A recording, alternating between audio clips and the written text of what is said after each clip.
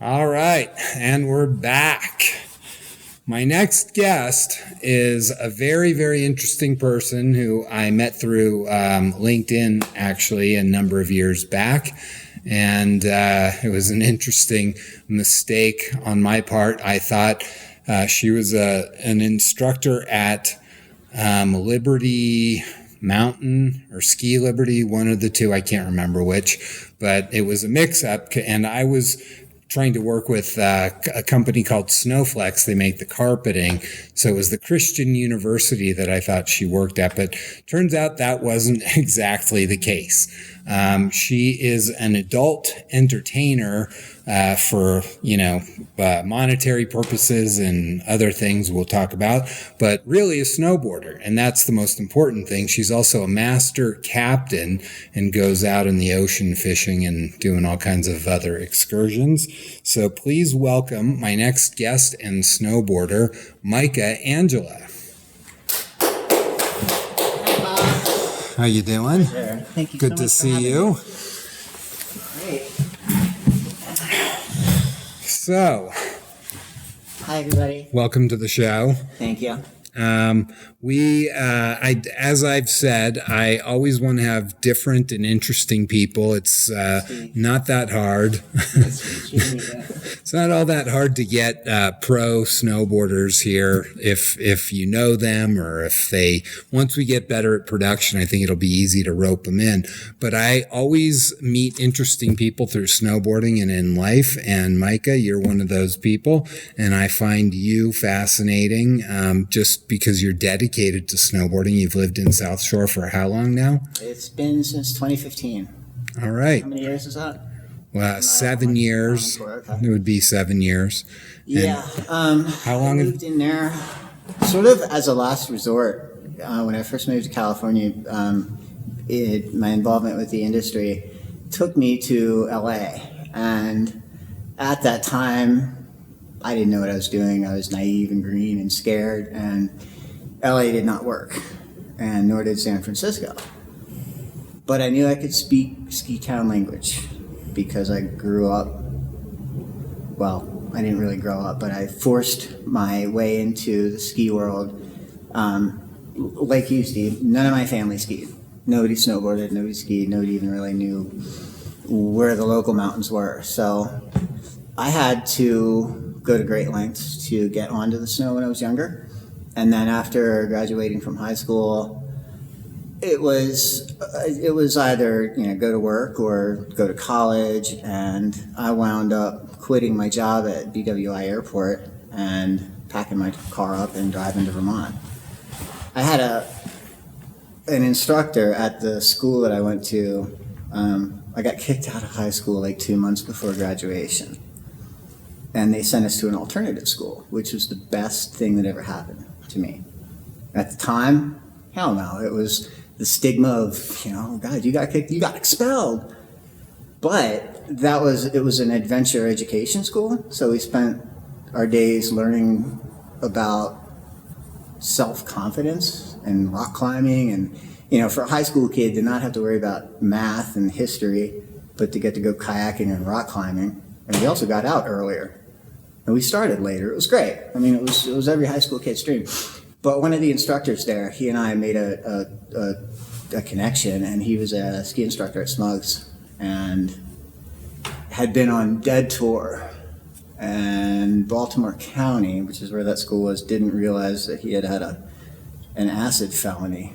So they fired him. And he didn't know what else to do, so he went back to Smugs. And that was how I was introduced to Vermont. The year after, he was like, yeah, come on up. Grateful Dead, LSD, firing, but no jail yet. No, I don't know if he, I'm sure that when that all went down, he may have had a stay at the local hotel. But either way, it was it led to a series of events that wound up defining my life. When I first saw Vermont, same thing, growing, like I did teach at Liberty. But not the one with the carpet. Not the one with the carpet, Liberty Right. Mountain in Pennsylvania. Right. That was the closest mountain to where we lived when I was a kid. Because the one I'm thinking of is in Virginia. Is that correct? Gotcha. Yeah. And it's the Christian University. I know Andy Finch and some other people have been out there to ride. Definitely had nothing to do with Christian University. Or Snowflex. But Snowflex is a cool product, but that's another story. Continue. I'm sorry. So Vermont, during my tenure in Vermont, I spent my 20s, pretty much every winter in my 20s in Vermont, and was teaching rollerblading. Like, I used to be a hockey player, and then when I discovered snowboarding, it became this mission to try to find a way to get that same adrenaline on skates that I got through my riding in the winter, and I couldn't do it. So we tried everything, putting bindings on skateboards, and I was working with Howard County Department of Recreation and Parks with their skate program, and one of their recreation coordinators came to me one day and was like, I want you to run our skate camp for kids. And I'd been teaching adults, like, just basic how to skate.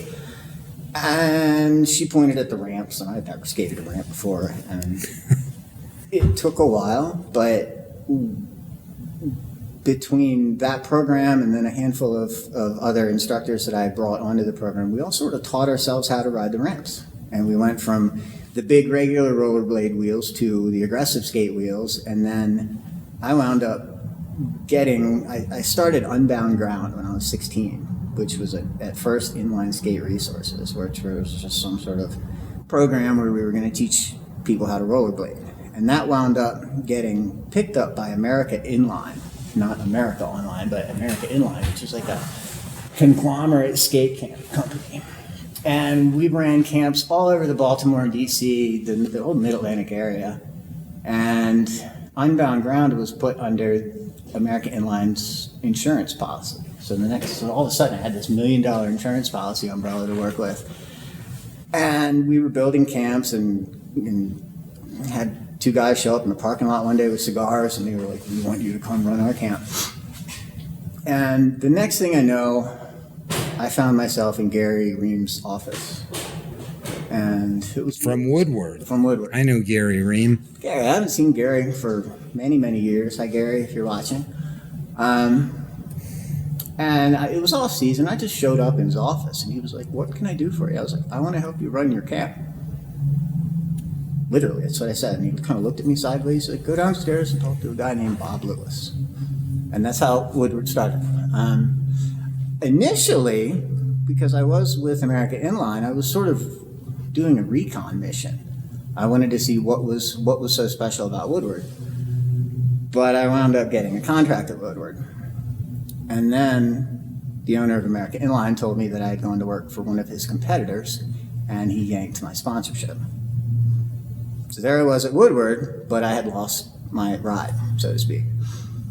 Didn't matter, because what came from Woodward not only helped my riding, but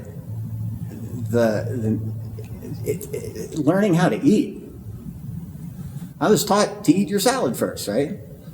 But if you eat your salad first, the alkaline base material in the plant material neutralizes your stomach acids. So then if you eat your steak after that, your steak doesn't quite get as digested before it goes into your small intestine as it would have otherwise.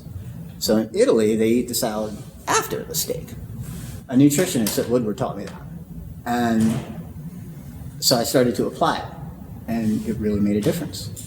And as far as like eating carbs the night before, proteins afterward, all of that came from being involved with the nutritionist at Woodward. So that spilled over into other parts of life, college, learning how to learn. You had mentioned that. The experiences of Woodward, they set the course for learning how to learn. And I was mentioning that when I met Jake Burton years and years ago, I was 19. Yeah, I want to get into that kind of really, stuff. Really Tell me about how didn't you tell me Jake saved your life in a way? In a way, well, very much so. Without even knowing it. I was working at Top Notch at Stowe Resort, which is a nice hoity-toity resort, and I was a towel kid. So I was pushing a towel cart around, and this guy walked by with a blue t-shirt on and a Vermont license plate said, "We ride." Long black hair, kind of salt and pepper, and I was like, that was Jake Burton. So I went and checked the member registry, and sure as can be, Jake Carpenter had signed in. So passed him later again that night. He was working out. I was like, "Hey Jake, how's it going?" He's like, "Hey man," he threw me this big hang loose, heroin everywhere. And I was just like, wow, God, I hope I can be that cool when I'm 50. I was 19. And then later that night, we were in one of the side rooms, the side of the locker rooms, and there was just this strange alpenglow that was falling in the snow that afternoon. It was sort of yellow. It wasn't the typical purple, reds. It almost looked like a summer afternoon's thunderstorm yellow. And Jake was there and I was there, and we kind of stood shoulder to shoulder and watched this yellow light. And we both admired it and both kind of acknowledged how unique it was. Fleeting moment, maybe 30 seconds. But those two short interactions led to decisions later in life that kept me snowboarding at all costs, whether it be you choose the choice of school, whether it, when I went to school, I was in Maryland, so I was like, do I go to the beach? Do I go to the mountains? I had to go to the mountains because I can't not ride. So it was the therapy aspect of, even choosing school.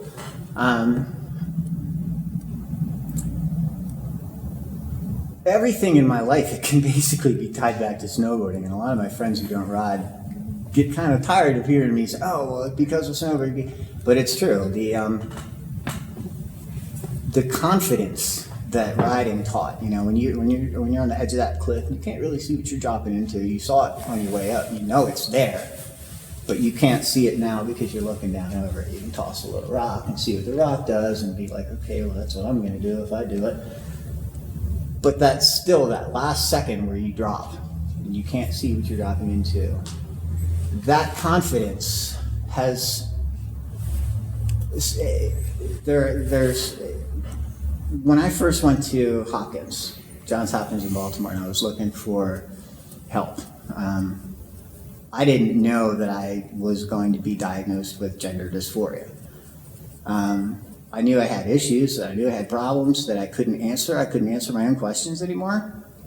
And the fear that was consuming me prior to that step that I took in my life would have never been able to have been overcome had it not been for the confidence that riding gave me, Mm-hmm.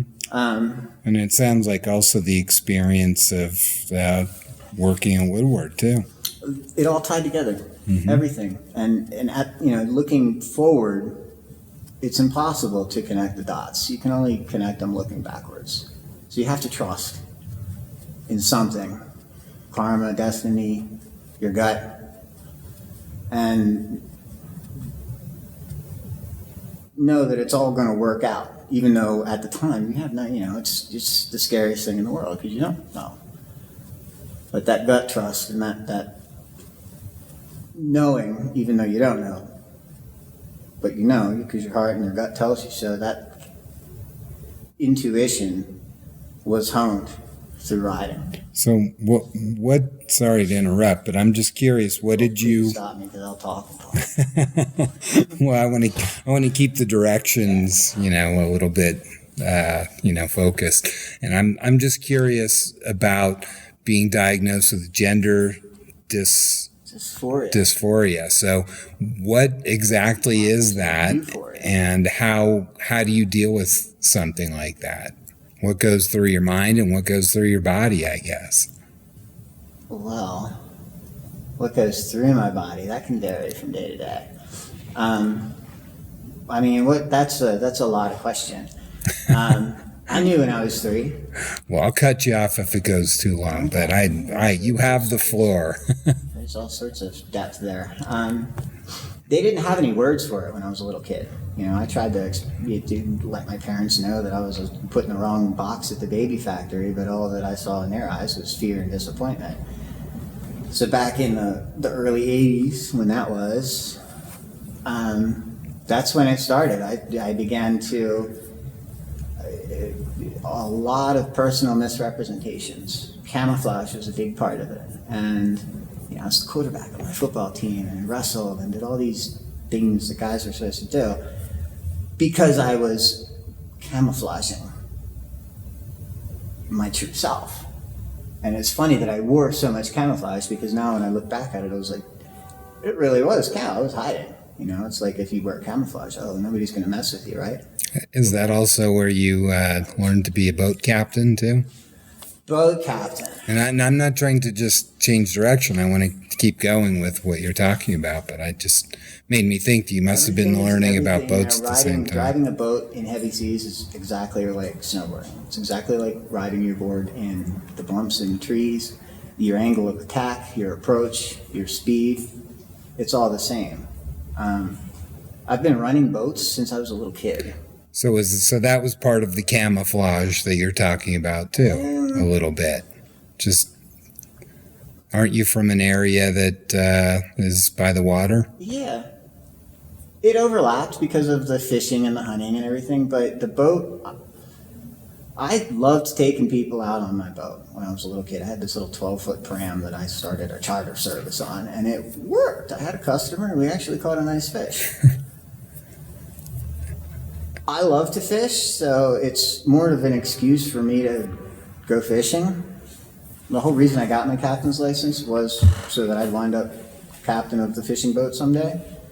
I should have gotten it when I was a kid, but I told myself it was an unattainable goal, as was ever transitioning, as was the seeking of the help for that transition, all of which, had snowboarding not been there, probably wouldn't have happened. That's interesting. Did you have support from family and friends, or did that whole dynamic change in your life too? I mean, that's probably a cliche that everybody has to deal with in your position. Yeah. My mother hasn't spoken to me in 8 years, even though I still try to communicate with her. It's sort of like being disowned. But it also made me realize that had I been able to verbalize what I needed to do at a younger age, she would have left my life sooner. So I got to think I had a mom, but either way it was kind of, she was there on the surface, but as soon as it was, my life as opposed to what she wished for me, then the next thing it was crickets, no more. And the relationships with the rest of my family are kind of, they're strained. I had two brothers, now I've got one. I'm told he committed suicide, but he was a Navy SEAL, and I don't think those guys do that. And there's some other shady stuff there, and I'm not totally convinced that that's exactly what happened. I'm not sure if that's a conversation for today, because I think the CIA had something to do with it. Hey, this is a snowboarding show, man. We try to keep it, but we're a little edgy, but not that edgy. Dynamics changed when that happened. And my other brother that's still with us, he and I didn't really have a great channel of communication, and since then we've been trying to bring that back. That's good. So the next, I think, natural question, I mean, are there other friends or family that do support you? Yeah. Aren't you here with family, cousins or something that live here? Cousins here in Denver. That's great. Cousins that I knew that I had when I was a little kid, and then I totally didn't realize that I had them until like 4 or 5 years ago. So it's kind of like meeting the family for the first time again. Mm-hmm. Give me another question. Well, so the next thing I think is support groups, I would imagine, have played some kind of a role. You might have some experience. I love therapy personally. I think everybody would benefit from therapy. Have you gone through any therapy for all of this stuff? It sounds like a lifetime of a lot of ups and downs, for sure. Well, some of the requirements for the medical transition require therapy. So for the first few years, I had to spend once a month in the office of Dr. Chris Kraft, who runs the whole thing over at Hopkins, and I'm not really sure what. It's a hoop. I'm not really sure if it really did anything or not. It opened the doors for the prescriptions and everything, but it's not. Had the prescriptions been made available without the therapy, I think the results probably would have been about the same. So it sounds to me like snowboarding is more important than any of that kind of stuff. And how did you get into this adult entertainment side of things? Was it, just something you aspired to, or was it just something you fell into? A little bit of both. When I was teaching at Woodward is when I got my first digital camera. During my tenure at Frostburg, I double minored. I majored in wildlife biology, and then my double minors were climate sciences and digital media film production. The reason I was climate science is I love hurricanes and I love to track snowstorms. Wildlife biology was just because I was always in the woods with deer and fish anyway, so that was my dad, And the digital media was left over from Woodward. When I first got that camera, we started to film and, make our little compilations. And then in college, I started the Appalachian Guerrilla Backcountry, which was a university-sponsored snowboarding club that during the off-season we charted local Appalachian relief. We were trying to get our first descents, so we were looking at power lines, and we charted them, whether their aspects were north, south, east, or west. And then during the winter, we'd watch the storms come across the country and try to figure out which one was going to get the most snow, and then show up there with our cameras and radios, and we were, playing like we were doing big productions. And we had some cool little videos, and we had two full-length, the AGV, they're on YouTube. One was like 45 minutes, and the other was only like 18. But if you've ever made a snow video, to get 45 minutes of footage, that's a lot. It takes 6 or 8 months to edit that, to melt that down and trim the fat and actually get the edit. But we never did anything with it, and it wasn't really for any sponsorships. It was just because we wanted to showcase what we were doing. We didn't want document. You wanted to document. Yeah. Okay. Like, for the time capsule, apparently. We didn't want it to go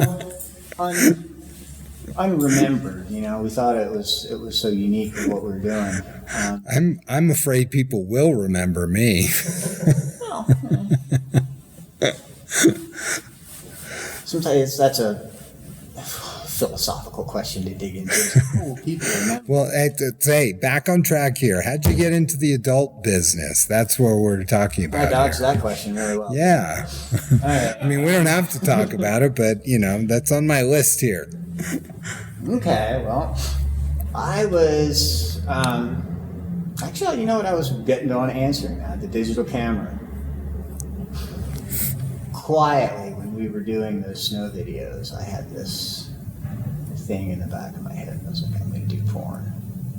So I got a Mac and I got my cameras, and what were we going to do? One person, one camera, hardly any knowledge. Those first attempts were rough. And this was before your transition. This was like 2002, 2003. Before your transition. Yeah, before the transition. Gotcha. And it was horrible. I will say.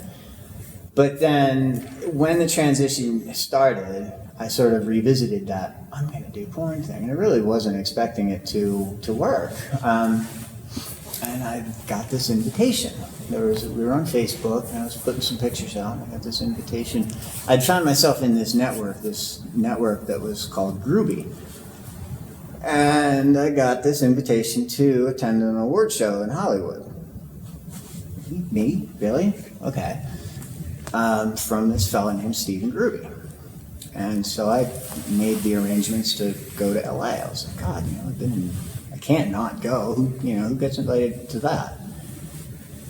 So Not me. when I first showed up in LA, I had my mind blown. I was out of my element, out of my league, over my head. And I realized that I had stepped into a pool that I wasn't equipped at the time to really swim in. Did snowboarding come into your mind at that point for confidence? Yeah, it did.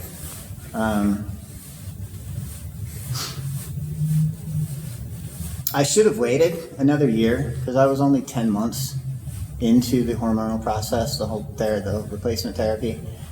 So I was still there was still a lot of boy, it was still very boy, it screamed boy in my face. Not that it doesn't now, I still see it, but people say they don't, so I don't know.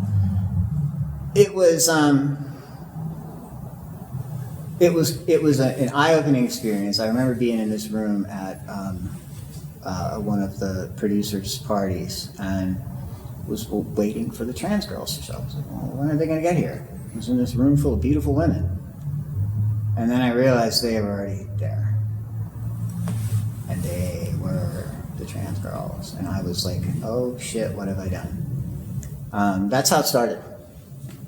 So I kind of stayed like a fly on the wall for a couple of years. I tried to be the best nobody I could be, and started MichaAngela.com, which at the time was my solo site. So I was just doing solo production.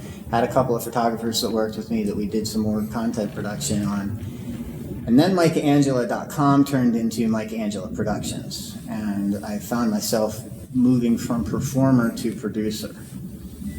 And throughout the involvement with the folks that I worked with and also folks that I was just observing, I recognized that there was a general lack of life skills outside of the industry, which as I was becoming the producer, I realized that if I'm going to do anything positive for the community, I'm going to have to take the lessons that I learned the hard way and sort of somehow package them into a way that I can help aspiring models that are coming in and looking to me for some sort of guidance to avoid the pitfalls and the mistakes that I made in the earlier years. That was the plan, anyway. It kind of worked. I've had some ups and downs. I've had some good models and some bad models. Building their foundations, the social media aspect of creating content on a regular basis, no matter how you're not feeling it. Whether it sounds like snowboarding. It's the same thing, right? You got to create content constantly. And if, like, for the involvement with Groovy, the swag, like the T-shirts and the stickers and whatnot, that only flows to the models who are actively creating the content. So you might be on Groovy, we'll call it Groovy Flow, and you get the T-shirts and this. It's like getting indie trucks or something. And then, but if you stop producing, then you'll stop getting the T-shirts. I wound up sponsoring the award show the following year, and that has now become a yearly tradition. So Michaangela Productions has become a T award sponsor of the Trans Erotica Awards in Hollywood, which has allowed us to market on an international basis. We're all over the place now. So that doesn't sound like it's just all about having sex with the camera on all the time. It's not. It's a real fucking job. It sounds like a lot of work. You can put the inflection on the fucking part. It's a real fucking job. or it's a real fucking job. No, Dad. How do you stay safe, I guess, is one question. How do you stay safe? Yeah. In regard to what danger? I guess there's a variety of dangers. Contractual danger, there's physical danger, there's STD danger, I guess. There's all kinds of danger. We have, as far as the STD goes, we have a fantastic program that is called Talent Testing Service, TTS. And any studio within the industry uses the TTS testing. The test is good for 14 days.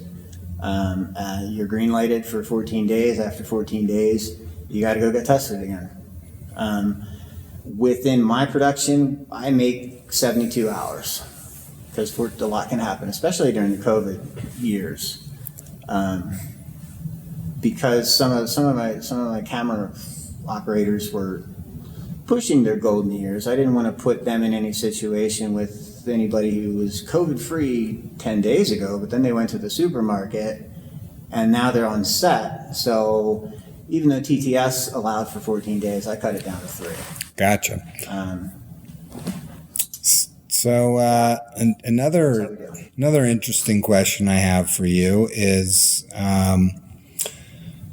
there's a lot of controversy going on now with a trans swimmer named Leah Thomas, and she just recently won the NCAA national or championship. And what I read, an interesting article, I'm still not sure how I feel about this whole issue with the competition. The young woman who finished 17th place was really vocal because she didn't get to make the finals. Only the top 16 make the finals. And I'm just curious to know if you're familiar with this story and what your thoughts are and where you would compete, and should there be a trans category in snowboarding? Well, I have to mind my words very carefully here. As far as competition goes across, wow, this is a controversial subject. Very controversial. Very, very controversial. And it's I hate to say it, but that's one of the reasons I thought it would be interesting to have you on the show. And It's all political. It's not all political. I like your backstory, and we've been friends for a while, so I think you're an interesting guest regardless. I can only speak for myself when it comes to the competitive, that competitive question. As an athlete, I compete against myself. So if I were to enter a contest, I would want to enter the contest against the best of the best of the best. Knowing full well that I'm probably going to lose, I'm probably going to get served, but my competition is with myself. I don't know what to say in regard to a generalization as far as trans competitors. It's going to be different with every sport. It's going to be different with every person, every physiology. I'm not sure how the powers that be can create a standard because of that difference with every competitor, with every sport. If it's a team sport, if it's a solo sport, if you're a long person, you're probably going to be a better swimmer. But Leah has been, she's lost. She hasn't constantly won, so there's not the element where she is constantly beating out all the other girls. And I think if that were the case, then there'd be more reason to maybe complain. Well, from what I understand, I think they monitor hormone levels and things like that as well. The T levels and the estrogen levels. But I think the bottom line with the argument is the genetic women say that it's an unfair advantage. They're taking away spots that they fought hard for. And I also saw on social media another conversation about the same topic. A snowboarder that I know posted that, here's just another example of male gender going after women in another way. And it's no disrespect to trans women, but on the other hand, physiologically, it's like, and I never thought about it until I read it this way, that here's just another example of women being taken advantage of again. And so I'm like I said, I'm not sure what the answer is. I liked what you had said earlier, that you would compete at the highest level, and Mike Rankwit, again, Rad Matters, he's got such strong opinions about all this kind of stuff, but he and I talked about it, and he said, well, wouldn't it be kind of funny if somebody just decided to identify as female as soon as when the prize money became equal for men and women, because a lot of the prize purses are not equal for men and women. So as soon as they become equal, okay, now I identify as a female because I can go win it easier. And I had mentioned that to you on the phone a week or so ago. And if I recall, your answer was great, because you said you would try to compete at the highest level that you could. And that's reflecting what you just said about you're competing against yourself, really. The notion of it being men taking advantage of women in another way, that comes from the perspective that someone that has transitioned is still male. Right. Now this brings which is really an insult, I'm sure. It's an insult, and it's also, but there's elements that are given to us by the media's representation of who is trans and who isn't. Mm-hmm. According to the American Psychological Association, anybody can wake up and say, I'm going to be transgender. If they're non-binary, if they don't fall into the typical male-female cis spectrum, that qualifies under the umbrella, according to the APA. You can bet this if you're American Psychological Association.org, APA.org. Type in transgender and you'll get a whole list of definitions. Transsexual is defined as using hormones and or surgeries to align the gender with the body. I fall into the transsexual category, yet the media is all about transgender. Someone who is transsexual has sacrificed, especially later in life transitioners, the as far as working hard to get there. You want to talk about working hard. I'm not discounting any athletes. I worked hard to get that spot, and that trans girl showed up and took my spot. That sucks. But she worked hard too. And honey, I bet she worked harder than you, because not only was she working on her at being an athlete, she's also transitioning at the same time, which is a social and a cultural thing, and now it's political. We didn't want it to be political. We just wanted to have a life, but everybody's got to have an opinion on it. I can't speak for anybody's experience but my own. I've never been a competitor, so as far as what would I do, would I compete against a lesser skilled category because it would increase my advantage or my chances of winning the money? No. Yeah, and I don't think that that's necessarily the motivation behind someone like Leah Thomas. The thought that would even be anybody's motivation, like the fellow that you just mentioned, wouldn't it be funny if? I wouldn't wish this on my worst enemy. So if somebody wants to go transition, first of all, you can't just say, oh, wow, the prize money is available, so now I'm going to be trans. No, you have to go through years of therapies and the hormones and the threshold, the monthly 6 through 18.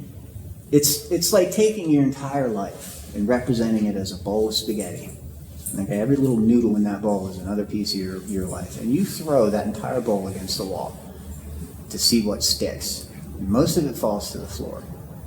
And of the couple strands that are stuck on the wall, that's where you begin rebuilding. So for an athlete to rise to the level of winning at a high level, who is trans, that athlete is also dealing with the transition, the social acceptance. How do you go into the locker room if you're looked upon as a pariah to the sport? How do you even keep your focus when you're training? So there is a real good chance that a trans athlete has to work twice or even 10 times as hard as a cis athlete in the same realm.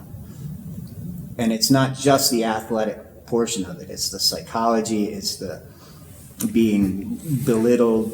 We are subject to so many subtle discriminations, and people don't even really recognize they're doing them. I've had registers get shut down. Oh, my register broke at a Subway, and the girl just played like her register was broken until somebody else came out and opened up another register, and I stepped into that line. Oh, my register all of a sudden works again. Stuff like that. And that's just one example. So do we get a league of our own? There's no crying in the NCAA. What are we going to do? I don't know what the solution is. I'm not sure if there is a categorical solution across the board. Obviously, the hormonal testing, but like strength memory. Prior to the onset of my transition, there was a certain level of physical ability. Now, in my brain, I still think I can do that.